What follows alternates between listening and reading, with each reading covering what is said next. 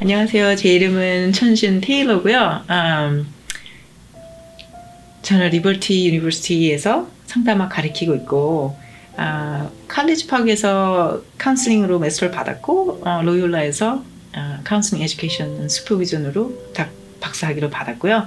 지금 상담계에 있은 지는 한 17년 이렇게 된 것 같아요. 상담한 건요. 제 개인 프랙티스 멘팅 하트 아카데미라는 이름으로 지금 하고 있고요. 주로 다문화 가정 아이들이나 어떤 블렌드 패밀리, 섹슈얼 오리엔테이션이라든지 뭐 섹스 테라피 쪽으로, 멘탈 헬스 쪽으로 상담하고 있어요.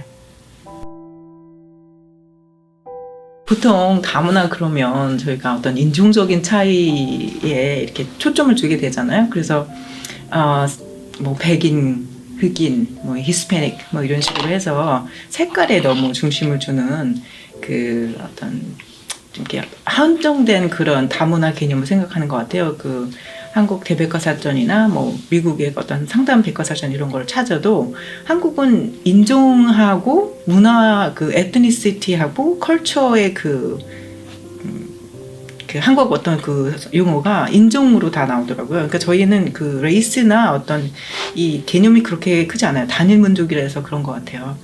그래서 너무 다문화 가정을 이렇게 국한적인 어떤 스킨 컬러나 레이스가 다른 국한적인 것이 아니라 다 문화라고 하는 것처럼, 문화라는 거는 아무래도 우리가 이 세계를 어떻게 보느냐 하는 어떤 세계관, 가치관이 어떻게 되느냐, 행동 방식, 생활 양식 이런 것들이 어떻게 되느냐잖아요.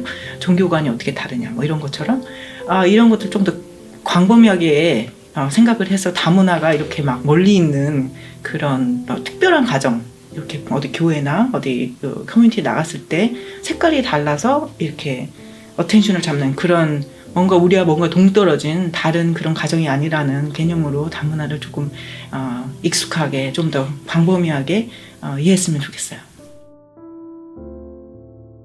그렇죠. 이 질문이 어떻게 보면은 그 얼만큼 우리 이런 생각을 정말 이렇게 들었었다면 이 다문화에 대한 그 정의가 어떤 인종적인 차이로만 국한이 되었던 그런 이제 흔적을 보이는 거죠. 그래서 다문화를 어떤 그 인종이 다른 가정, 보통 저희가 흔히 이렇게 국제가정 이렇게 얘기하죠. 국제결혼, 인터내셔널 해가지고 한국에서는 국제결혼이라는, 국제가정이라는 말로 더 많이 알고 있는 것 같은데, 그렇게 생각하면 이민자 가정은 그 다문화 가정이 아니라고 생각할 수 있겠죠. 근데 이 문화를 좀 더 광범위하게 이렇게 봤을 때, 그리고 미국이라는 그 저희가 있는 컨텍스트를 생각했을 때, 소셜 컨텍스트를 봤을 때 당연히 이민자 가정도 다문화 가정의 한 부류가 되는 거죠.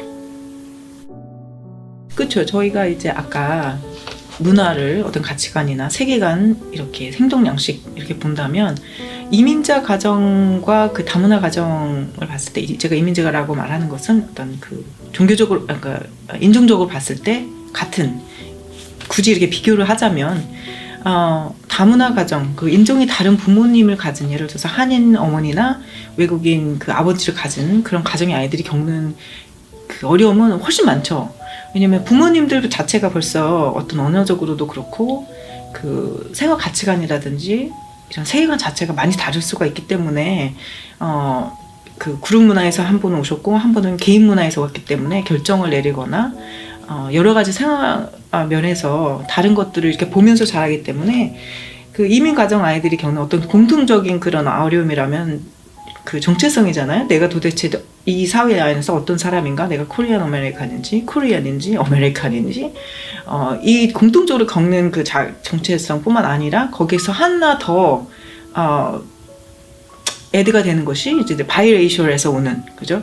내가 도대체 어느 부류의 이 사람이 어떤 커뮤니티 어디에 빌롱이 된다는 게 굉장히 큰 자의 그 자아감에 영향을 주고 안정감을 주거든요. 근데 이 아이들, 그 다문화 가정에서 부모님의 인종이 다른 집에서 자란 아이들이 특히 사춘기 때 10대 후반을 넘어가면서 이런 자기의 정체성에 대해서 굉장한 고민을 많이 하게 되죠.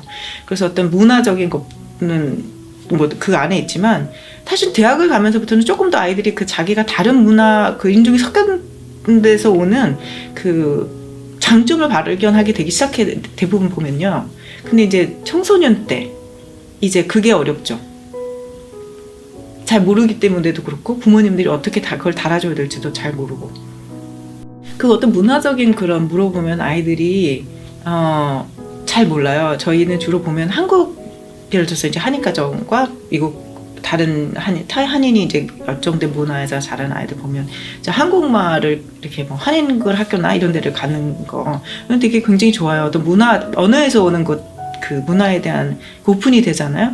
근데 이제 그것도 너무 저희 한인분들은 한국 학교를 보내도 그 SAT2에 이제 한국어가 어떤 그 직장이나 어떤 어드밴스먼트를 이렇게 보지 문화 쪽으로 보여주질 않아요. 그래서 거기에서 오는 뭐 예를 들어서 뭐 태극기가 있잖아요. 태극기에 오는 어떤 문화적인 그런 배경이라든지 성조기에서 오는 문화적인 배경이라든지 그 하다못해 막 할러데이 같은 거 있잖아요. 이런 거를 같이 이렇게 집에서 지낸다든지 어떤 결정을 내릴 때 내가 어떻게 해서 결정을 내리게 됐다라는 그 과정 자체를 그냥 설명해 주는 거. 그다음에 그 개인 중심으로 자라는 아빠의 결정은 이랬고 엄마의 결정은 이래서 어떻게 둘이서 같이 네고시에이션이 됐다라는 것까지 컨플릭이 생겼을 때 어떻게 그 조정을 한다는 거를 같이 이렇게 아이들하고 이제 점점 크면서 그런 것들 같이 이제 가족 모임 같은 거 하는 거죠. 그러니까 뭐 그래도 되고 식사 자리에서 같이 이렇게 자연스럽게 얘기를 해도 되고 시간을 같이 보내는 것이 아무래도 가장 이제 무슨 대화든지 간에 시간을 가장 많이 보내는 거 이것들이 아이들에게 그 자기 정체성 그런 얘기들이 자연스럽게 나올 수 있는 그 배경을 만들어주는 거 그게 가장 중요한 것 같아요.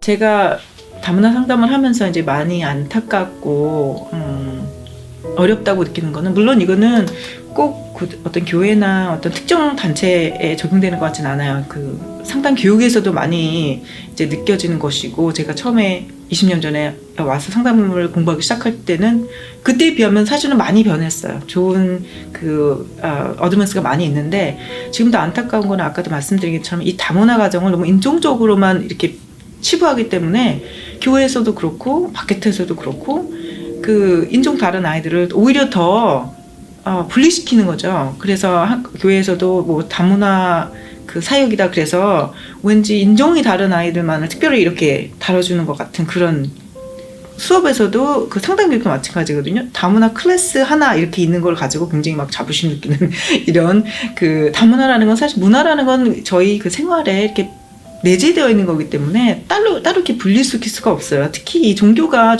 중요한 것 교회가 중요한 것은 교회라는 그런 단체를 통해서 보면 하나님의 그런 문화, 저희에게 이렇게 내재되고 있는 문화들이 이렇게 자연스럽게 드러나는 그런 공간이기 때문에 교회나 어떤 이런 그 종교 단체들에서 교회에서 특별히 한인 문화가 특별히 교회를 중심으로 많이 모이기 때문에 이런 여러 가지 그런 다른 문화들이 있잖아요. 지금 아이들 이렇게 보면은 많이 저희 딸이 사실 7학년인데 엊그저께 학교 갔다 오더니 하는 말이 이제 새로 학교를 옮겼거든요. 그래서 친구 물어보니까 같은 학년 나이에 같은 아이인데 여자애죠. 근데 저희 요즘에 성별이 뭐냐 이렇게 물어보면 또 이거 prefer pronoun이 뭐냐 그러면 안 돼요. 프로나운이 그냥 뭐냐고 물어봐야 되는 거죠. 근데 지금은 이제 너 성이 뭐냐 이거 물어보는 것도 맞지 않아요. sex at birth, assign 그 태어났을 때 주어졌던 섹스가 뭐냐고 물어봐야지 맞는 그게 politically correct한 그런 표현인 거죠. 이 세대가 많이 달라요. 근데 아이가 왔는데 he라고 불러달라고 했대요. 그 여자아이가. 근데 제가 그 말을 들으면서 저도 다문화에 많이 관심이 있고 교육을 하는 사람이고 상담을 하는 사람임에도 막상 저희 아이가 7학년밖에 안 됐는데 그 경험한다는 거, 그죠? 이런 것들이 교회에서 많이 얘기가 돼야 돼요. 설교 주제로도 많이 나와야 되고 어떤 딱 챕터 하나를 해가지고 뭐 섹슈얼 오리엔테이션이라든지 그죠? 성 마이너리티라든지 이거 그냥 한 챕터로만 해서 가끔 간 무슨 행사하는 것처럼 이렇게 그것도 굉장히 중요한 사실이요. 그것도 사실 많이 안 되고 있거든요. 그렇지만 그렇게 그냥 하는 것뿐만 아니라 거기서 좀 더 넘어가서 그 교회 성경 공부할 때 친구들 모임 있을 때 선생님들이 그죠? 전도사님들이 목사님들이 이런 주제에 대해서 많이 자연스럽게 얘기를 물어봐야 되고 불러일으켜야 되는 거죠. 이런 것들이 어릴 때부터 문화에 대해서 나와 다른 문화를 가지고 생활 방식을 갖고 있는 아이들 그런 가족 저희 주변에 굉장히 많아요. 그런 이야기들을 아주 자연스럽게 오픈해서 그 아까도 말씀드렸지만 얘기해도 된다라는 그거 있잖아요. 내가 얘기해도 질타받지 않는다는, 정죄받지 않는다는 그 문화를, 오픈된 문화를 만들어주신 것이 교회가 할 수 있는 지금은 정말 아주 시급하다고 봐요, 저는요. 아이들이 교회를 그런 문제 때문에 떠나고 어른들 이렇게 만나도 굉장히 많아요. 그 교회에서 자기가 받은 그